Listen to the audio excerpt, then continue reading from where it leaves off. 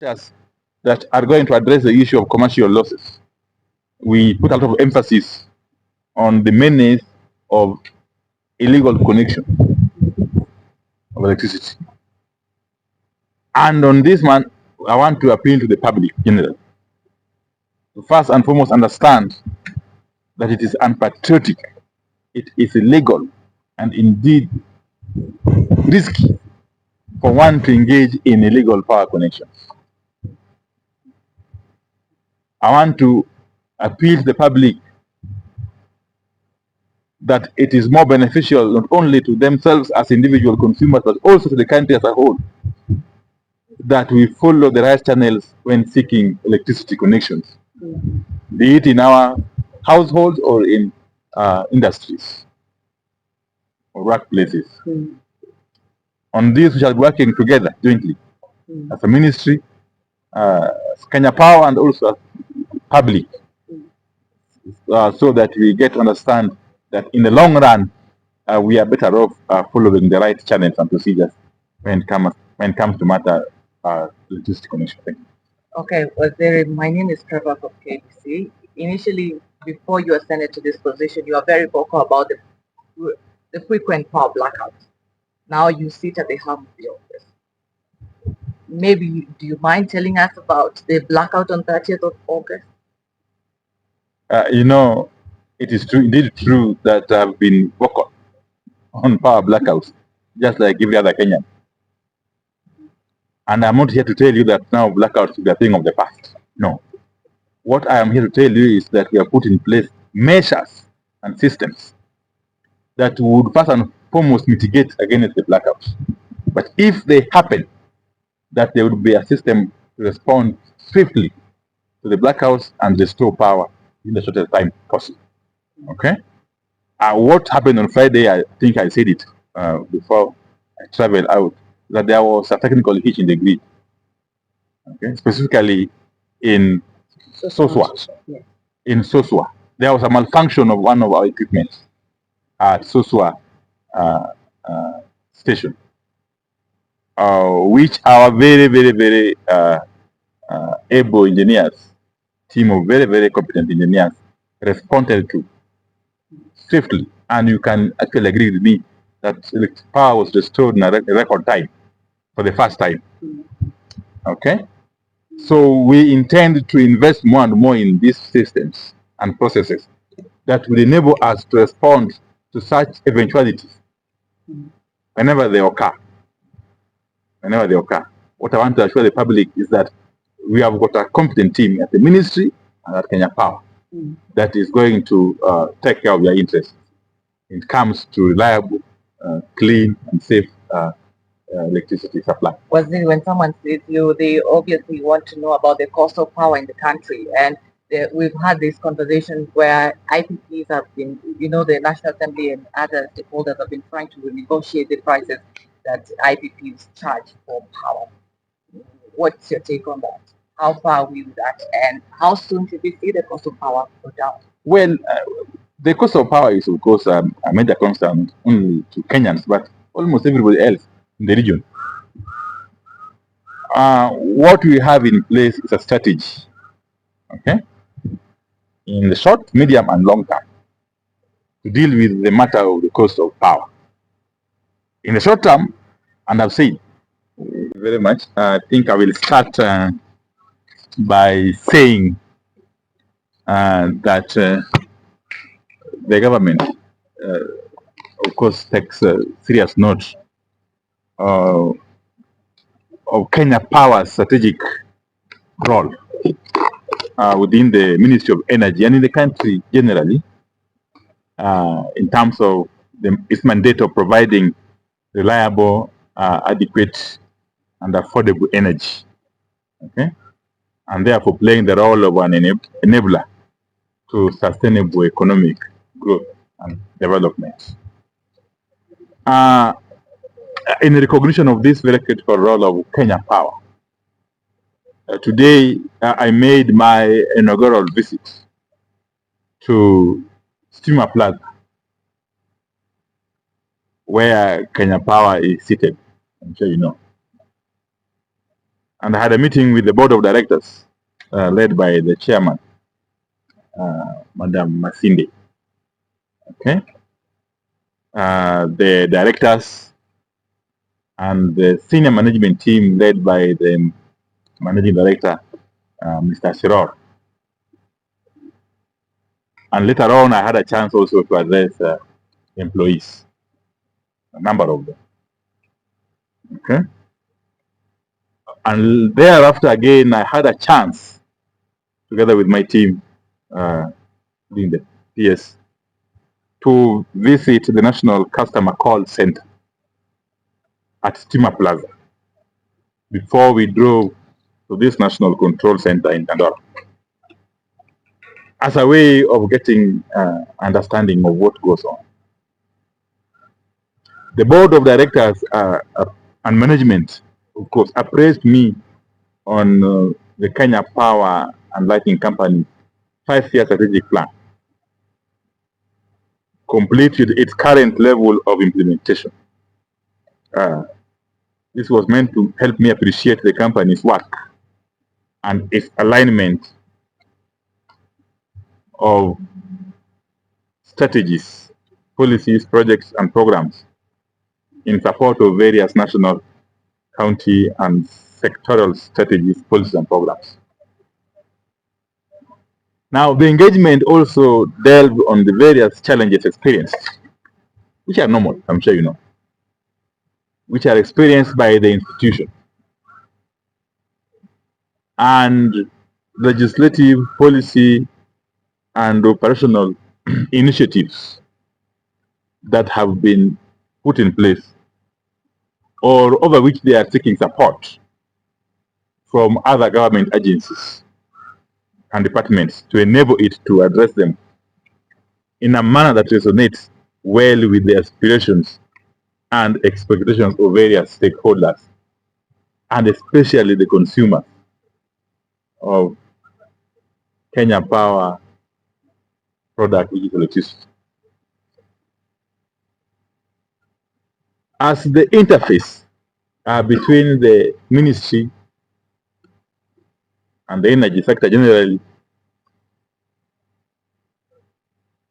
and the consumers or the customers, okay, in the entire value chain, expectations of the government and the key stakeholders put a very high demand on Kenya Power, its board, management, and staff, to ensure that their strategies, policies, processes, internal culture, and practices remain ethical, effective, and customer responsive, in a manner geared towards meeting and if possible exceeding these stakeholders' expectations. The government therefore has reiterated its desire and commitment to the reform of strategic sagas, including Kplc, and for Kplc in particular, in order to transform it into an agile, technology adaptive, eco-friendly, ethical, and responsive, customer-centric institution, playing a leading role in the country's vision of transiting to total green energy by the year 2030, in line with our Vision 2030 agenda, which I'm sure we are all conversant.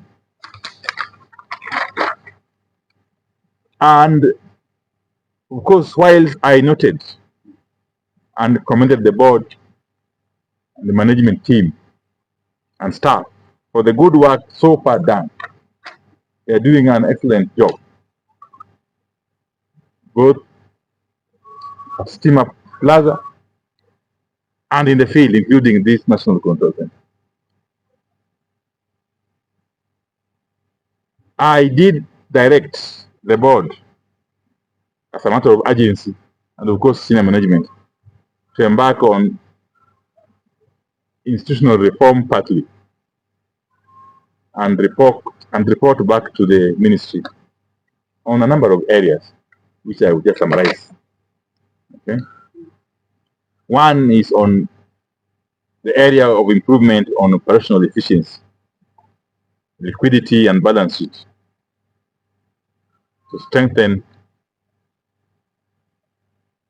the institution and take it back to sustainable profitability.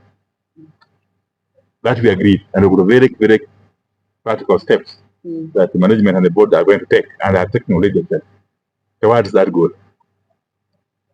Two is the implementation matrix, covering key projects and interventions with major impacts on the reduction of cost of energy to end users in the short and medium term.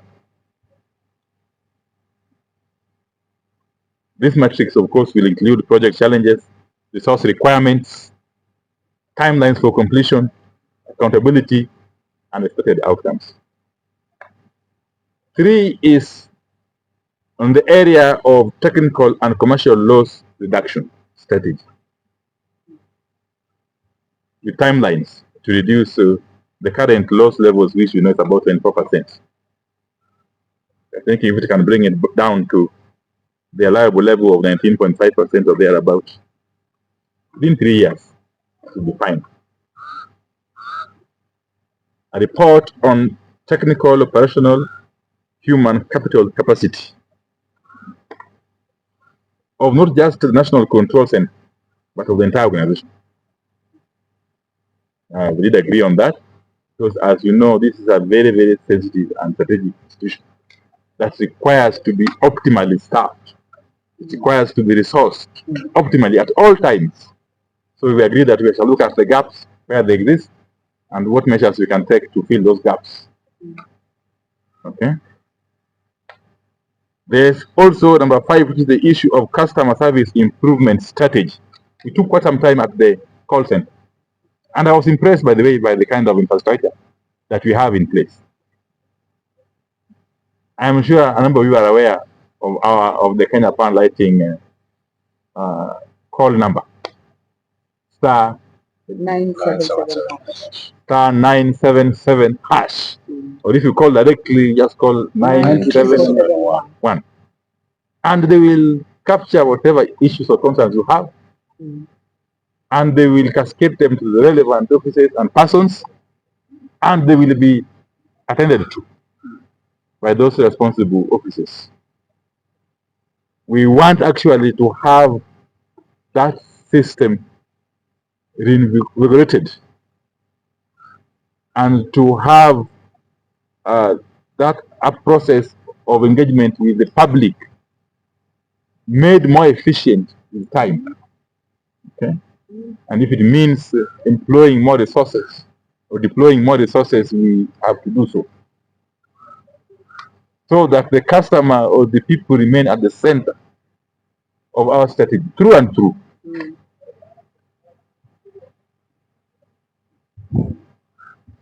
And number 6, it was the issue of supply chain and logistics strategy that would address the supply of critical materials and equipment at every stage. And I'm here referring to equipment and materials such as transformers, electricity poles, electricity meters, and so on and so forth, cables, and what have you. So that at every instance, the supply and stocks of this equipment and materials meet the demand, with the possible reserve. Okay. I have addressed the issue of the human capital. I don't want to reiterate or belabor the point. And of course, there are areas where we agreed that the Kenya Power will continue to engage with sister companies such as Kplc, especially on the area of shedding off some of the transmission functions and infrastructure to Kplc. Okay. So all in all, we had a very, very, very fruitful engagement, right from Steamer Plaza, the call center, customer call center, and now the National Control Center here in the north. And I am confident that these measures that we've agreed upon with the board and management of Kenya Power, if implemented to the fullest possible extent, will have a very, very positive impact in terms of the capacity of the institution to deliver on its mandate, to execute its mandate for the benefit of the people. But going forward, we will be seeing more and more focus on the customer. In other words, Kenya Power has committed to enhance its communication processes so that at every one instance there is that communication between the company and its end users for the customers. And there's a mechanism for harvesting feedback and acting on the same in a timely manner. Thank you. Thank you. And maintenance team is very alert out there. And maintenance is a continuous process. It will never end. Today is sinking poles. Tomorrow is overgrown trees, bringing problems on our lines. And I want to appeal the public also on the matter of trees. If you see my team from Kenya Power coming to cut down those trees or branches of trees, please bear with us. As Kenya Power and the ministry have got a very, very robust afforestation plan. And we have been given, actually allocated by the government specific areas to plant in the country. And we are moving steadily in terms of that afforestation exercise. So whenever you see Kenya Power team trying to suggest that you allow them to cut down the trees or the branches of trees, please understand that it's basically meant to ensure that you get a steady supply of power. Yeah. Okay. I have two questions. Can you introduce your name and the media house? Okay. So my name is Jasmine from Citizen TV. I have a question for the PS and maybe even the PS can take it. Number one is we want to get an overview of the investments that are currently underway in the energy sector. And then number two, we have been seeing on social media that there's scheduled blackouts. What are they called? Maintenance. Yes. And for instance, today we're seeing there's parts of Juja Town, Jikpat, that are without power from 9 a.m. to 5 p.m. Maybe somebody can explain to us what is that about, what is happening. The MD will do that. Okay. Yeah. Thank you. Just one step back. Okay. That's you're good. Okay, on the issue of the numerous rather information that we pass to the public about outages in certain areas, this is really in line with our very serious commitment to ensure that the quality of supply is going to be maintained. So when we do see that there are some leaning poles or there are some things that need to be undertaken, then we do issue them out, because we do believe as a very cardinal principle that prevention, and it really works in the power sector, is always better than the repairs. When you do, and I really want to echo also what the CS was saying about the need to remove the trees out of the trace. 50 to 70% of the outages that are localized are actually caused by trees which are close to the lines. I do remember, and I've received a few phone calls where people really resisted our efforts to remove the trees on the trace. But once we removed them, they again got back to us and told us, thank you so much, because since you removed them, we've hardly had any outage. So all the information that we are passing out to the public on the outages is all related to our maintenance efforts to ensure that we have a stable, we want to keep the lights on, and that's our commitment, and we do that from a preventive perspective. Thank you. Investment. Maybe the PS can give us an overview of the investments that are carried in the energy sector. We have different levels of investment. Last mile alone, we have about 42 billion that we are rolling out. On Ketraco, that is on transmission, we have about 18 billion that we are rolling out. And that is beside the maintenance or O&M that is done by Kplc. So overall, we have in excess of about 64 billion shillings that we are working with. That is on infrastructure development alone. Thank you. Before you go, the main reason why people steal power is because they were ready for installation, but then you delayed because there are issues to do with litigation.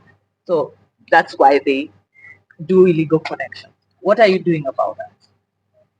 Yeah, thank you so much. I think the public is really aware that there was a time Kenya Power was unable to procure critical materials. That is about 1.5 years ago. And I do remember even as of September last year, we had 247,000 people who had paid up for meters to be, for meters, and yet Kenya Power had not been able to procure them and install them by virtue of the litigation that you have correctly put. We did embark, and indeed with the support of the board and the ministry, and also in terms of even the courts also expediting the litigations, we have been able to procure all the meters. So right now, if that was the excuse in the past, it's no longer the case. We have adequate supply of meters at the moment. Yes, even for transformers, we are almost there. We may just be missing a few, but we are up to speed in terms of getting all these materials to actually address these issues. Whereas it could be as an excuse in the past, it's no longer the case. We now have the materials, and we can do those connections and undertake the works that are necessary within the shortest time possible. Thank you. So before you forget, as you leave, remember these numbers. Please capture them. Star 977. Star 977 Us. And then